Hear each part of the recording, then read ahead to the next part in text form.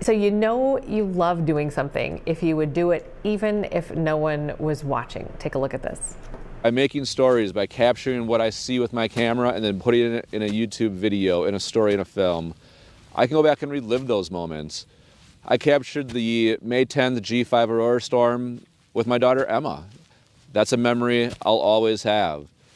Haley, my 6-year-old, she's starting to get more interested in being in my videos. So that's also another angle. So getting my kids involved, which gets them outside, which is another reason why I make videos that nobody watches.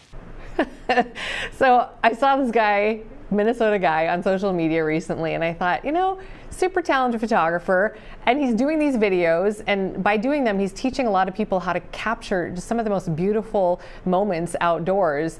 So I thought we got to kind of share what he's doing here. So Scott McNally, thanks so much for joining us today. Hi, Amy. We appreciate it. Great videos. Did Haley forgive you for forgetting how old she was?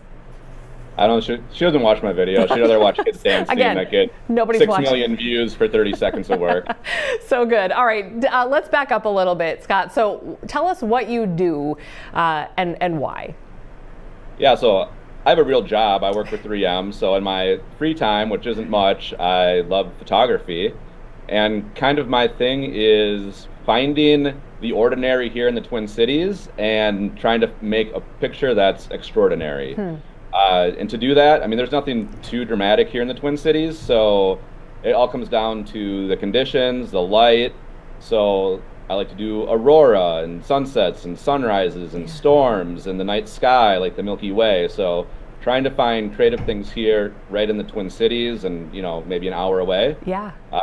Is a lot of fun. Yeah, and so I want to go through a couple of things with you. You sent us some great photos and videos, and I love the teaching element here. So can you talk about this? When you talk about it, doesn't have to be anything fancy. What are we seeing with the tree shots here? Yeah, so these trees, it's a grouping of trees at a local nature park that's like 15 minutes from my house. And this is kind of just goes to show that you can make an interesting image just close to home with just a group of trees. And a lot of it comes down to the different light that you can see. So this is what you call the belt of Venus that you have right now. That's Earth's shadow, that blue beam going, that blue ridge going across. Here's obviously the Milky Way. And this is pretty impressive. This was last summer. And light pollution is a big issue with night sky. And here I'm in Woodbury, that was out in Afton. You know, we have pretty significant light pollution from St. Paul, so that was a pretty impressive shot. But just kind of going through here's, you know, a stormy look with these same trees. So, you know, I have what I call explore every day, and that kind of comes from actually a children's book that I wrote back in 2015. That's not really for sale anymore, but I have a children's book. And where explore every day comes from is when I would autograph it or sign it for a kid, I would write explore every day and then, you know, write their name. And the idea is just get out and explore. You know, as this book was written for like a young child, maybe you're exploring your backyard. And as you get older, you get a bike. Now you're exploring your neighborhood. You're going out to a local patch of woods or catching tadpoles in a pond. You know, all things I used to do. And now I want to kind of show that's what my kids can do. And, you know, one cool thing about my book is like all the animals in it are from Minnesota. Oh, cool. So it's something you can see here. And kind of with my photography, everything I shoot for the most part is here in Minnesota, in the Twin Cities. So I think you can make really dramatic photos just in your neighborhood. Yeah. And how have you gotten your kids interested? Because, you know, if you have kids, and it depends on the age, obviously, but are there things you do to kind of get them excited about, I mean, photos are so accessible nowadays. You know, when you and I were growing up, we had to go to the drugstore and get things printed out and whatever. Is it kind of lost on them because it's so accessible? How do you get them excited about it? Well, yeah, I mean, when I came up in photography, it was film photography, and I told you I even have a journalism background, so my first journalism job, I was the sports photographer also. That was on film. Wow. Like, I can't even believe today that I was shooting on film. You know, if you mess that up, like, you just don't get it. But no, now kids, it's, you know, instant gratification. You know, my oldest daughter, Emma, she just got her first cell phone. You know, she's at that age, so we're going on vacation next week for spring break, and her comment was, "This is my first trip with a phone and a camera." So she's super excited about that. And Haley, my 8-year-old, has gone through a number of, you know, little kid getting older cameras. So they're both They're both into it. They're maybe not into storm chasing, and staying up for the aurora overnight is kind of tough at their age. Yeah. But they definitely, you know, see me doing it, and they get it. They like it. So on the spectrum of, you know, simple tree in the backyard all the way to, you know, chasing storms, can you give us like a tip for sort of, you know, a beginner who just wants to do something very simple to maybe, you know, best tip for chasing auroras to, you know, even something like this kind of storm chasing? I would say refine your skills in your backyard. Like, my neighbors probably think I'm crazy. I always have a tripod going, you know, shooting something. We just had the lunar eclipse last week. I didn't get a very good shot of that because I couldn't waste a whole night doing that. I was busy the next day. But refine your skill in your backyard if you have to. You know, practice doing, I shoot a lot of time lapses. You know, practice just shooting time lapses in your backyard. Practice composition. Practice lining up trees. Wait for sunrise. Wait for sunset. You know, if I can't go out storm chasing, I will storm chase in my backyard if I have to with my drone. So lighting, super important. You know, obviously a lot of people like you don't have time to like watch the forecast and say, oh, well, this is going to happen over here. But lighting, how about equipment? What are you using? Is there something that you recommend? First, can I just say this? How do you get a picture of the moon? I've always wanted to ask a professional photographer. How? Because it never turns out. So moon photography is really hard actually because the moon is so overexposed compared to the night sky. So I try to shoot the full moon every single month, and I try to make a video about that. But I always want to shoot it the day before because the moon will rise during twilight yet, or even before sunset. And to me, a picture with the full moon with the landscape still in the image is much more compelling than just a black picture with the moon in the middle of it. You're right.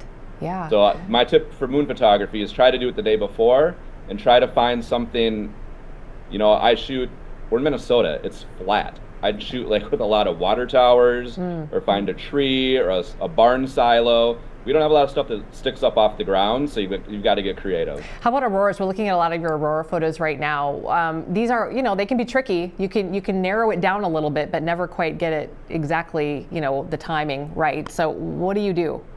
Yeah, so I mean, 2024 was probably, there was more aurora photographed in 2024 than probably the history of the world. It was an amazing year for aurora. I think I made 8 different videos just on the aurora alone. And there are all kinds of apps out there, and if you find the right people on, you know, Twitter, X to follow, they basically tell you, hey, tonight be on the lookout, and then your apps will tell you when it's probably going to be out. And a lot of it, you just got to go. And I've never regretted a night just going out. I think I've gotten to the point where I'm pretty confident I'm going to see something if I go out now. But the aurora is 100% unpredictable. Everything can look perfect and it doesn't happen. So just going out, I mean, maybe you're going to hear coyotes howl. Maybe you're going to take a picture of the Orion constellation. Maybe you're going to see something different. You know, one night I was going out and I had 2 gigantic bucks run up the road right in front of me that I videoed. You're never going to regret going out with a camera. Yeah, absolutely. This is really cool that you're, you know, passionate about this. It's something you just love doing. Obviously, everybody's so busy in life, but you're finding little pockets of time to do this, and then to make these videos too and share them. So where can people kind of find your stuff and get some of these tips? Yeah, so I'm on Twitter, X, whatever you want to call it now. I still call it Twitter. Scott McNally. On YouTube, that's really where I spend a lot of my time now. You know, I'll spend between going out and shooting the video and then editing, you know, 5 to 12 hours for a video like 3 people watch. But I have that memory. Now it's like a living photo. If you search on YouTube for Scott McNally, I think there's 2 of us. One's a bodybuilder. It's clearly not me. And the other one is me. So pretty easy to find on YouTube. Yeah, I love it. Yeah, your videos are great. And I think what sort of caught my eye is that you're not like trying too hard, and I mean that in like the best complimentary way, because you know, a lot of people it feels like they're really trying hard, and you're just like a normal dude from Minnesota who's just going out with a camera, and you're just like, I don't care if anybody's watching this is for me, this is for, you know, my kids, and but yet I still, as I was watching, I was learning a lot from you as I was watching. That's by design, Amy. So when I wrote my book, it's, you know, we talk about the sun setting in the west, the moon rising in the east, that's teaching, right? Without teaching, you're teaching, kindergartners which way the moon rises and which way the sun sets. And my YouTube videos, my thought, they're more like little mini films, more cinematic, right? Like my thought is you grab a cup of coffee on a Sunday morning and sit down, because some of them are almost half an hour, and there's moments of instruction throughout it, but it's not a how-to. I'd probably be more successful on YouTube if they were how-to, or if I did what's in my bag and gear reviews. That doesn't interest me. So I just go out and try to give little bits of advice and what I'm doing throughout it. But to me, it's more of a little mini movie. Like just go out and see what you.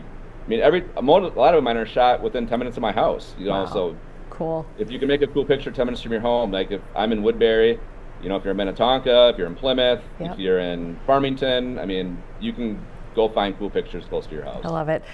So Scott McNally Creative, is that the website? That's my website. Okay, perfect. And then Scott McNally, not the bodybuilder, but the really talented photographer. Thank you for joining us today. It's been really cool to chat with you, and I have enjoyed kind of just living vicariously through your experiences, finding so much joy outside, even in your backyard. So thanks so much for reaching out, Amy. Absolutely. All right, take care, Scott. All right. Okay.